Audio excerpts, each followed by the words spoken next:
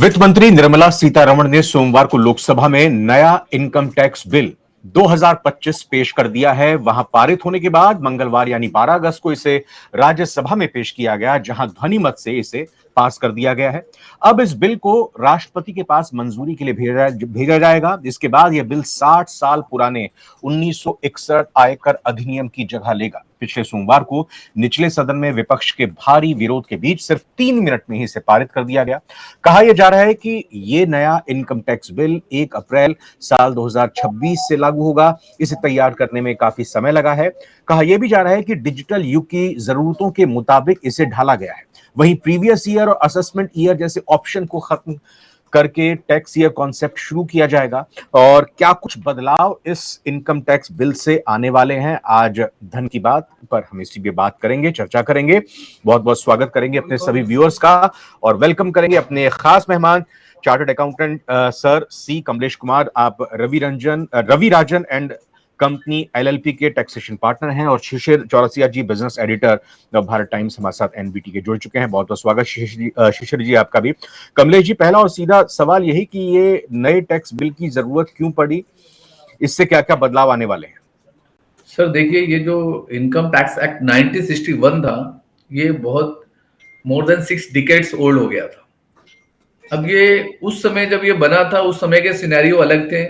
उसके बाद इतने चेंजेस आए, इतने अमेंडमेंट हुए, जितनी बार फाइनेंस बिल आया उससे ज्यादा बार उसमें अमेंडमेंट्स हुए। अगर आप ऑलमोस्ट उतनी बार तो हुए ही हुए, उसके बाद भी इसमें इतने सारे अमेंडमेंट्स हुए। तो टोटल 298 सेक्शन थे, सेक्शन 298 थे।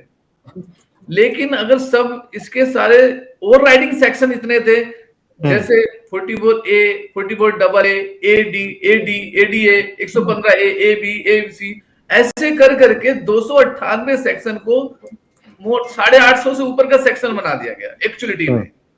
तो अपने आप में इतना कॉम्प्लिकेटेड हो गया। हर बार इंटरप्रिटेशन निकालते समय किसी का मीनिंग, किसी कोर्ट ने, हाई कोर्ट ने, सुप्रीम कोर्ट ने कुछ बोला तो उसका इंटरप्रिटेशन कुछ और निकला, फिर उसको चेंजेस किया एक जगह। तो इतने क्रॉस रेफरेंसेस है ना एक दूसरे, इतनी लंबी फहरिस्त थी कि इतना कंफ्यूजन या आम लोगों को समझ से बाहर था।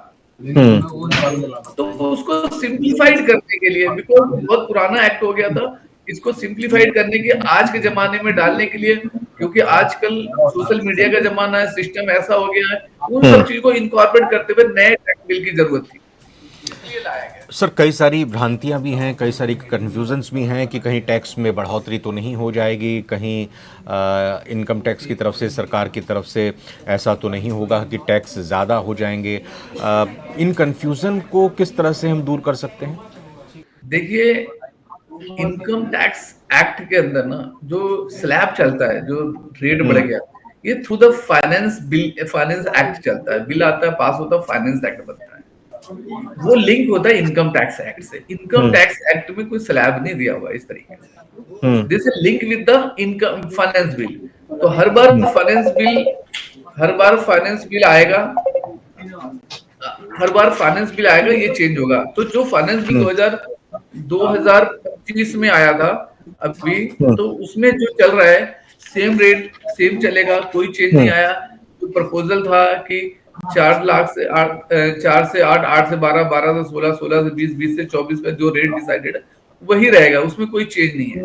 1 अप्रैल 2026 से न्यू एक्ट एक्सपेक्टेड है कि एप्लीकेबल होगा, लेकिन ये वहां जब एप्लीकेबल होगा, जो फाइनेंशियल 25-26 चल रहा है, रेट जो इनकम टैक्स का डिसाइडेड हुआ है पिछले जो भी फाइनेंस बिल में, वो एज इट इज रहेगा, उसमें कोई चेंज नहीं है, किसी को कोई नुकसान नहीं हो रहा है। जी शिशिर जी। सर, सीधे सीधे एक सवाल हमारे पास आया कि ये जो नया इनकम टैक्स बिल आया है, इससे आम टैक्स पेयर को क्या फ़ायदा होगा? क्योंकि ये सेक्शन वक्शन की बातें तो आप जैसे चार्टर्ड अकाउंटेंट के लिए हैं। सीधी सीधी बात करें तो आम करदाताओं को क्या फ़ायदा होगा इस नए इनकम टैक्स बिल से? देखिए, टेक्निकली तो ये आसान हुआ। आम करदाताओं को कई बार टेक्निकल चीजें समझ नहीं आती, तो उनको चार्टर्ड अकाउंटेंट या टैक्स लॉयर के पास जाना होता है। बट इससे फायदा क्या है कि चीजें थोड़ी स्ट्रीमलाइन होगा। स्ट्रीमलाइन होने से इजी होगा अंडरस्टैंड करने के लिए।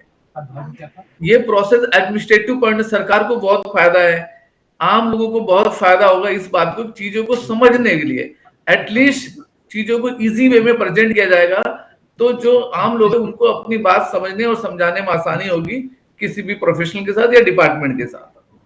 मतलब बार बार जो सरकार कहती है कि हम सहज लाए, सरल लाए, आम आदमी को भी आसानी होगी रिटर्न भरने में, अब उनको कहीं किसी चार्टर्ड अकाउंटेंट की सेवा लेने की ज़रूरत नहीं होगी, तो ये अब जाके फलीभूत हुई है। अब इसको कहा जाए कि नए इनकम टैक्स बिल की सहायता से अब नॉर्मल औसत किस्म के भी जो लोग हैं, जो इनकम टैक्स की भाषा समझते हैं, थोड़ा बहुत समझ रखते हैं, वो अपना रिटर्न खुद भर पाएंगे, उनको किन्हीं एक्सपर्ट की मदद लेने की ज़रूरत नहीं रह जाएगी। सर देखिए, वो तो इसकी शुरुआत पहले हो चुकी थी। अगर आपने देखा होगा, अगर हम पिछले 5-7 साल पहले शुरू करें इस बात को, आया कि जुडिक्शन, पहले आया कि जुडिक्शन फ्री फेसलेस आ गया हमारे पास। आप क्या सीपीसी से आप इनकम टैक्स पोर्टल पे जाते हैं, इजीली रिटर्न फाइल करते हैं, प्रोसेस होके आ जाता है, 143(1) की इंटीमेशन आ जाती है, रिफंड आ जाता है, आपको किसी से इंटरेक्ट करने की जरूरत नहीं है। इस प्रोसेस ने आम लोगों की लाइफ को बहुत इजी बनाया। अगर जो लोग पहले रिटर्न फाइल करते हैं, जब मैनुअल सिस्टम था, आपको उस समय भागना पड़ता था, डिपार्टमेंट में जमा करवाना, प्रोसेस मैनुअल, ये सब बहुत सारा समय लगता था।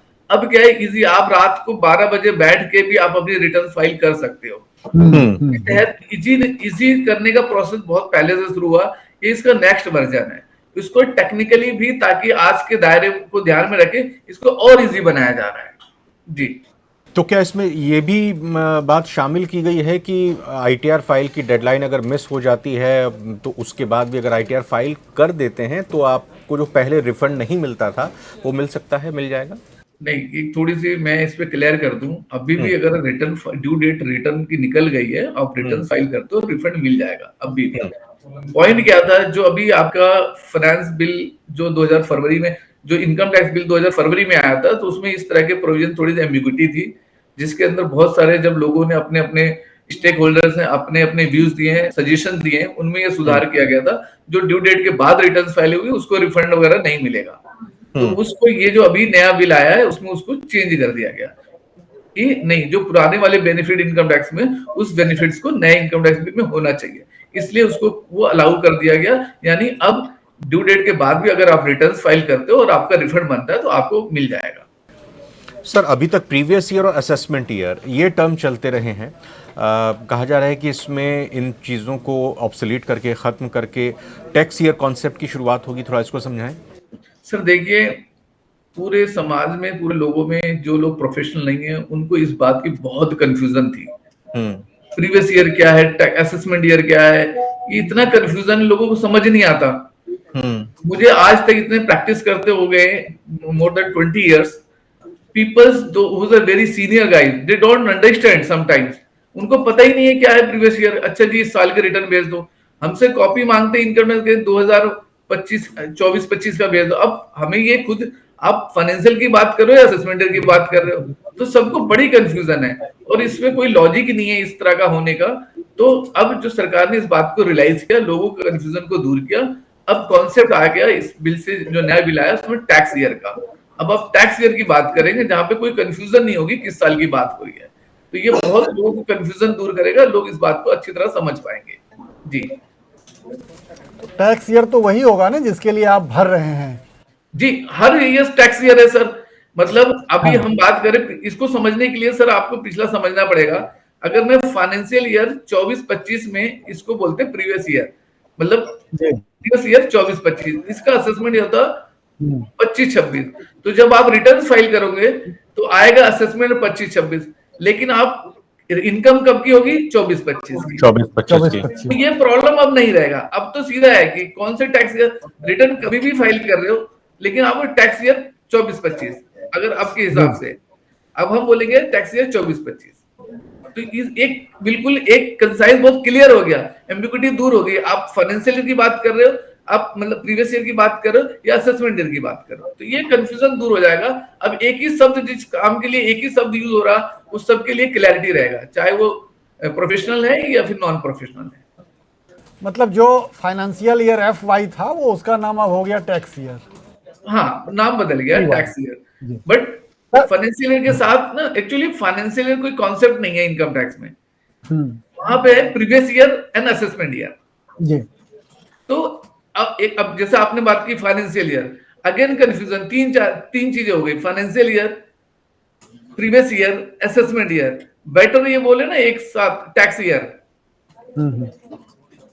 जी जी अच्छा सर, एक चीज जो इस नए इनकम टैक्स बिल पर सबसे ज्यादा विरोध हो रहा है, सांसदों ने भी, कुछ सांसदों ने भी आपत्ति जताई, इस पर सोशल मीडिया पर भी काफ़ी कुछ कहा लिखा जा रहा है, वह यह है कि इस नए बिल से निजता के अधिकार का उल्लंघन होगा या हनन होगा। कुछ लोग तो ये भी कह रहे हैं कि अब इनकम टैक्स के अधिकारी आपके सोशल मीडिया अकाउंट को भी खंगालेंगे, आपके ईमेल को भी देखेंगे। इसको सीधे सीधे निजता के अधिकार, जो संविधान प्रदत्त अधिकार है, उससे जोड़ के कुछ लोग लिख रहे हैं, बोल रहे हैं। तो क्या सच्चाई है? क्या ये सचमुच ये कानून हमारे निजता के अधिकार का उल्लंघन करती है? सर, अभी तक तो ऐसा नहीं लग रहा है कि निजता के अधिकार का उल्लंघन करती है।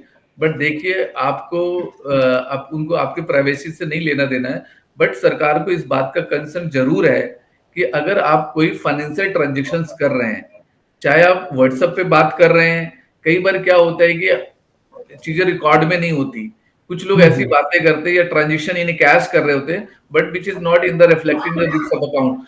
बैंक में ट्रांजेक्शन रिफ्लेक्ट नहीं हो रहा, लेकिन अगर उनको व्हाट्सएप से डिकोड करके, अगर व्हाट्सएप से ये पता चले आपने पर्टिकुलर ट्रांजेक्शन की है, तो ये आप देश को तो नुकसान दे रहे हैं ना सर, सरकार को नुकसान दे रहे हैं। तो आपकी जिम्मेदारी है कि सही ट्रांजेक्शन डिस्क्लोज करें। आपने ये ट्रांजेक्शन डिस्क्लोज नहीं की, अगर इस बात को अगर उन्होंने इस किसी तरीके से डिकोड करके या उसको वो फाइंड आउट करते हैं कि आपने ट्रांजेक्शन की हैं, तो आप बोलोगे कि आप ये पर्सनल अधिकारों का हनन हो रहा है। बट एक्चुअली आपने सरकार के लिए तो चीटिंग, सरकार को तो धोखा दिया, आपने टैक्स चोरी की है ना सर। जी जी। तो बेटर जो फाइनेंशियल ट्रांजेक्शंस में अगर आप डील कर रहे हो तो you have to be careful. चाहे आप सोशल मीडिया पे डाल रहे हो, आप कई बार क्या हो रहा है कि लोग बड़े बड़े घर खरीद रहे हैं, उसको सोशल मीडिया पे डालते हैं, अब इतना या कहीं शेयर करते हैं, बट सरकार भी, आप लोग भी, सरकार के लोग, डिपार्टमेंट लोग भी सब वॉच कर रहे हैं कि भैया आप किस लेवल के व्यक्ति हो, आपका कितना खर्चा है। आपका बेटा पढ़ता है बहुत बड़े स्कूल में, लेकिन आप कैश में फीस जमा कर रहे हैं, कहीं रिकॉर्ड में नहीं है। आप लोग विदेश घूम रहे हैं, फोटोज डाल रहे हो, बट आपके पास पैसे आ कहां से रहा है? क्या आपकी रिटर्न उस खर्चे के अकॉर्डिंग है या नहीं है? तो ये बहुत ध्यान रखना पड़ेगा सर। आजकल सोशल मीडिया का जमाना है, लोगों को हर तरीके से डेटा कलेक्ट हो रहा है डिपार्टमेंट के बाद। अगर आप लोगों ने देखा होगा, आजकल वैसे भी 26 ES की जगह पे TIS AIS जो आ चुका है, हर तरह से data income tax department collect हो रहा है। उसके हिसाब से वो एक्शन लेंगे। अगर उनको लगता है कि आपकी रिटर्न ये सारी इनकम डिस्क्लोज नहीं है, तो आप वो एक्शन ले सकते हैं। जी। एक नील TDS सर्टिफिकेट, शून्य TDS प्रमाण पत्र का भी प्रपोजल रखा गया है कि टैक्स पेयर को ये दिया जाएगा। ये क्या चीज है सर? सर क्या होता है, अभी पुराने सेक्शन में 197 होता था, बट अब नया सेक्शन आएगा। उसमें क्या है कि जब कभी एग्जाम्पल के तौर पे, जब कोई मान लो बुजुर्ग आदमी है, उसका TDS नहीं बनता, मतलब टैक्स लायबिलिटी नहीं आती, लेकिन क्या होता है, बैंक उसके FD पे TDS काट लेता है। हम उसके लिए 15G और H फॉर्म देते थे कि ताकि TDS ना काटे। ठीक है, लेकिन अगर आपने 15G और H नहीं दिया तो क्या करेंगे? TDS काट लेंगे। तो उसकी जगह पे क्या आया, लोअर डिडक्शन या नील डिडक्शन सर्टिफिकेट ले लो आप इनकम टैक्स से कि आपका कोई TDS ना काटे। तो ये अभी तक नॉर्मली हमें अभी भी कंपनी को अभी भी अलाउ है, ऐसा नहीं है। जैसे फॉरेनर लोग अगर नॉन रेजिडेंट इंडिया से कोई प्रॉपर्टी बेच रहे होते हैं, तो हम इस केसेस में वो कहते हैं कि हमारी प्रॉपर्टी पे TDS ना काटे, क्योंकि टैक्स 0 है, ये कम है, कम काटे। उसके लिए इनकम टैक्स डिपार्टमेंट में हमें अप्रोच करना पड़ता है, लोअर डिडक्शन सर्टिफिकेट, नील डिडक्शन सर्टिफिकेट लेना पड़ता है, जिससे कि काटने वाला हमारे इनकम के ऊपर TDS नहीं काटता। तो अब ये बोल दिया गया कि अब आम लोगों को लिए भी, पहले क्या था जैसे स्पेसिफिक केसेस में मिलता था, अब ये इस बिल के थ्रू हर एक व्यक्ति एंटाइटल हो जाएगा लोअर डिडक्शन या नील डिडक्शन सर्टिफिकेट लेने के लिए। तो जिसकी इनकम मान लो कम है, फिर भी TDS कट रहा है, तो वो सर्टिफिकेट ले ले जिससे TDS ना काटे, और रिटर्न फाइल करने की जरूरत नहीं पड़ेगी अगर उसकी लोअर डिडक्शन जो मिनिमम एग्जम्पशन लिमिट से नीचे इनकम है। एग्जाम्पल अगर मैं बात करूं कि किसी की इनकम पूरे साल की 1 लाख रुपए है, किसी ने काम किया, लेकिन किसी ने उस 1 लाख में 10% TDS काट दिया, उसकी टोटल इनकम तो 1 लाख है, 10% कट गया, उसका क्या करें? तो लोअर डिडक्शन सर्टिफिकेट देने के बाद अगर ये नील डिडक्शन सर्टिफिकेट अगर हमने दे दिया, जिसने पेमेंट किया, तो वो पूरे 1 लाख ही रुपए देगा, उसमें टीडीएस नहीं करेगा, क्योंकि 4 लाख, अगर मैं नए बिल के हिसाब से बात करूं, मिनिमम 4 लाख रुपए एग्जेम्पशन लिमिट है कि टीडीएस उससे कम की इनकम है तो इनकम टैक्स रिटर्न फाइल करने की जरूरत नहीं है, लेकिन उससे ज्यादा है। लेकिन अगर किसी इनकम 4 लाख से कम है तो वो नील डिडक्शन सर्टिफिकेट ले ले और उसके कोई भी टीडीएस कटेगा नहीं, और उस केस में वो रिटर्न फाइल करने की जरूरत भी नहीं होगी। अच्छा, ये नील सर्टिफिकेट ले लेने के बाद कई बार बाध्यता होती है, तो वो बाध्यता उस सर्टिफिकेट से पूरी हो जाएगी? हाँ, देखिए अभी क्या होता है कि जो पैसे दे रहा है या जो टीडीएस काट रहा है, वो तो अपना कंप्लायंस करेगा, बाध्यता पूरी करेगा कि भैया वो काटेगा, लेकिन सरकार ने ये प्रोविजन दिया हुआ कि अगर सामने वाला जिसका टीडीएस कट रहा है, डिडक्टी जिसको बोलते हैं, अगर वो नील डिडक्शन सर्टिफिकेट दे देता है तो काटने वाला नहीं काटेगा, क्योंकि उसकी कंप्लायंस हो गई ना सर। जब उस पर क्वेश्चन उठेगा कि आपने टीडीएस क्यों नहीं काटा, तो वो सर्टिफिकेट दिखाएगा इनकम टैक्स का, जो इनकम टैक्स ने डिडक्टी को दिया, जिसका कट रहा है उसको दिया है, बोलेगा कि भी इसको इनकम टैक्स ने परमिशन दी हुई है नील डिडक्शन की, इसलिए हमने नहीं काटा। उसका एक सर्टिफिकेट नंबर होता है और वो रिटर्न वो सर्टिफिकेट नंबर रखेगा वो अपने पास। मतलब सर्टिफिकेट नंबर है तो उसको ऑनलाइन कोई भी चेक, जिसके सामने वो दिया जाएगा कि आप हमारा टैक्स नहीं काटिए, ये मेरा नील सर्टिफिकेट नंबर है, तो वो नंबर वो चेक ऑनलाइन चेक कर पाएंगे। ऑनलाइन चेक करने का नहीं, इनकम टैक्स डिपार्टमेंट को पता है वो नंबर, क्योंकि एक सीरीज होती है, इनकम टैक्स डिपार्टमेंट इशू करता है वो नंबर, तो इनकम टैक्स वाले वेरीफाई कर देंगे ये जेन्युइन है, फ्रॉड है या नहीं है। ओके। सर, कहा जा रहा है कि 1 अप्रैल 2026 यानी कि नेक्स्ट ईयर से ये लागू हो जाएगा, क्या ऐसा लगता है? सर देखिए, आपने बताया शुरू में ही कि आपने दोनों हाउसेज से बिल पास हो गया, अब कोई अड़चन तो नहीं है हाउसेज में, अब तो सिर्फ प्रेसिडेंट के एसेंट की जरूरत है। जैसे प्रेसिडेंट के एसेंट बनते ये लॉ बन जाएगा, और एप्लीकेबल की डेट ऑलरेडी 1 अप्रैल 2026 डिसाइडेड है, तो हो जाएगा। अब तो कोई प्रॉब्लम, कोई कानून को इम्प्लीमेंट होने में कोई प्रॉब्लम तो है ही नहीं, एसेंट की जरूरत है, राष्ट्रपति मैम जैसे साइन करेंगे तो हो जाएगा एक्ट एप्लीकेबल। एप्लीकेबल की डेट लिखी हुई है 1 अप्रैल से, 1 अप्रैल 2026 एप्लीकेबल हो जाएगा। दो चीजें और हैं, एक तो एमएसएमई को लेकर भी कहा जा रहा है कि अलाइन कर देंगे, थोड़ा इसको भी सर चाहेंगे डिटेल में बताएं, और दूसरी चीज ये भी कि प्रॉपर्टी टैक्स से रिलेटेड भी इस नए बिल में कई सारे स्पष्टीकरण दिए गए हैं। देखिए एमएसएमई अभी क्या है, बाद में आया था, इनकम टैक्स 1961 और एमएसएमई एक्ट 2006 में आया था, ठीक है, तो कुछ अलाइनमेंट नहीं है, चीजें डाली गई हैं, तो बेटर है कि इसको उसमें इनकम टैक्स एक्ट के थ्रू कर देंगे तो बहुत आसानी होगी। क्योंकि क्या हो रहा है कि बीच में सेक्शन ऐड हुए हैं, सब सेक्शन क्लोज ऐड हो रहे हैं कि एमएसएमई लोगों को पेमेंट 15 दिन के अंदर देना कंपलसरी होता है, तो इस तरह की चीजों को वो उस एक्ट में एक सिंप्लीफाइड वे में डल जाएगा, तो दैट वुड बी बेटर, लोगों को अच्छा समझ में आएगा। एंड रही बात दूसरा क्वेश्चन आपने जो बोला प्रॉपर्टी के रिगार्डिंग, वो हाउस प्रॉपर्टी के रिगार्डिंग है सर। उसमें क्या हुआ है कि अभी जो नया बिल था कि अभी पुराने में अभी भी वो प्रोविजन अप्लीकेबल है जो 1961 में मिल रहा है, जो न्यू बिल आया था 2025 फरवरी में, उसके अंदर वो प्रोविजन नहीं था। दोबारा इस नया जो रिवाइज बिल अभी पास हुआ 12 तारीख को, उसके अंदर ये प्रोविजन आ गया कि स्टैंडर्ड डिडक्शन जो 30% पहले मिलता था वो मिलेगा, और जो हाउस प्रॉपर्टी टैक्स पे होता है उसकी डिडक्शन भी मिलेगा। तो ये चेंजेस आया कि जो रिवाइज बिल आया इनकम टैक्स बिल, उसमें ये प्रोविजन दोबारा से रिस्टोर कर दिया गया। अच्छा सर, कुछ ऐसे भी हमारे पास सवाल आए, 12 लाख रुपए जो टैक्स में छूट बजट में घोषणा हुई थी करंट फाइनेंशियल ईयर के लिए, उस पर भी कह रहे हैं कि क्या ये नए इनकम टैक्स बिल में ऐसा कुछ नहीं है, क्या वो खत्म हो जाएगा? नहीं, पहले ही बताया कि देखिए मैंने कहा कि जो इनकम टैक्स का स्लैब चलता है rooted through the finance bill, finance act, तो ये फाइनेंस एक्ट में कोई चेंज नहीं है, मीनिंग देयर बाय ये एज इट इज बेनिफिट हमेशा कैरी करते रहेंगे। ये हर बार फाइनेंस बिल आएगा, उसमें जो चेंजेस होंगे उसके अकॉर्डिंग होता रहेगा। अभी जो फाइनेंस बिल 2025 में आया था उसमें ये प्रोविजन दिया गया, तो ये अप्लीकेबल होगा और इसमें कोई चेंज नहीं। नया इनकम टैक्स बिल आने से उसके ऊपर कोई चेंज नहीं हुआ, वो उससे इसका कोई लेना देना नहीं है। हाँ जी। सर कमलेश सर, एक सवाल ये कि डायरेक्ट टैक्स कोड को भी लेकर एक कंफ्यूजन ये है कि डायरेक्ट टैक्स कोड इस इनकम टैक्स बिल का हिस्सा है या वो अलग है, वो एबॉलिश हो जाएगा, ये भी एक बड़ी कंफ्यूजन है। देखिए सर, डायरेक्ट टैक्स कोड और एक्ट में डिफरेंस होता है, ये टेक्निकल शब्द है, ठीक है। कोड के अंदर बहुत सारी चीजें को, बहुत एक्ट को मिलके एक बनाया, जैसे आईबीसी कोड है, ठीक है, तो वो हर चीज पे ओवरराइड करता है। बट अभी डायरेक्ट टैक्स कोड तो है ही नहीं सर। एक प्रपोजल आया था 2008-10 में, कभी वो आज तक इम्प्लीमेंट नहीं हुआ। वो डायरेक्ट कर, और जब ये तो इनकम टैक्स बिल है जो पास होती है, अभी एक्ट बन जाएगा, कानून बन जाएगा। हाँ, जब एक्ट बन गया तो बिल का प्रोविजन ही खत्म है सर, कोड का प्रोविजन ही नहीं। तो अल्टीमेटली यहाँ पे कोई डायरेक्ट टैक्स कोड कभी रहा ही नहीं।